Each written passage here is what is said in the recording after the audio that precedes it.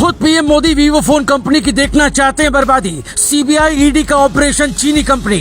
चीन से लेकर भारत तक भारत सरकार ने लगाई पूरी ताकत। भारतीयों की आत्मा पर बड़ी चोट। 1 साल पहले भाग गया वीवो फोन का बॉस। भारत की जनता से सबसे बड़ा धोखा कैसे हुआ? चीन की कंपनी ने भारत में आकर इतना कमाया कि 44 ठिकानों पर 2 दिनों से छापेमारी चल रही है, लेकिन ये नहीं पता चल पाया कि कितने करोड़ का घोटाला है। ये किसी विदेशी कंपनी के खिलाफ भारत में जांच एजेंसियों की शायद सबसे बड़ी छापेमारी है। आप सुनकर चौंक जाएंगे कि जिस वीवो का फोन आप सस्ता समझकर घर ले आते हैं, उसके खिलाफ पीएम मोदी को ईडी और सीबीआई की टीम लगानी पड़ी है। सैकड़ों अधिकारियों की टीम वीवो की वो फाइल खंगालने में जुटी है जिसमें हजारों करोड़ का राज छुपा है।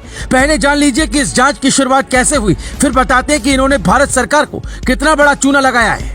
जम्मू कश्मीर के वीवो के एक डिस्ट्रीब्यूटर्स के खिलाफ दिल्ली पुलिस की आर्थिक अपराध शाखा को शिकायत मिली।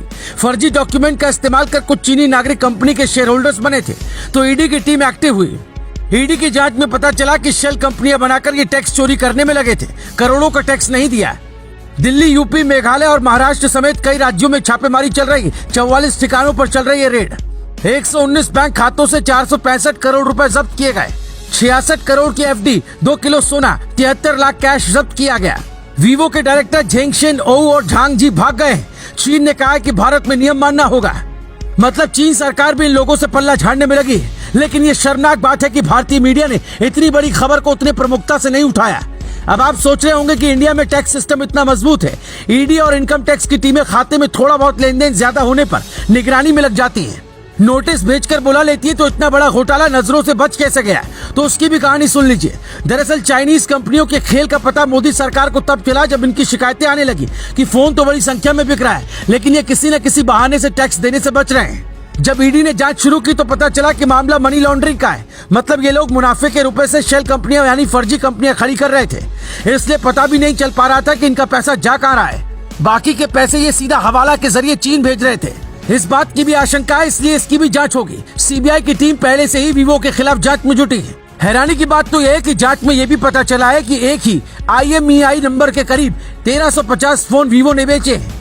यानी अगर कोई क्राइम हुआ तो पुलिस आसानी से पता भी नहीं लगा पाएगी, जबकि नियम यह है कि एक IMEI नंबर पर एक ही फोन कंपनी बेच सकती है।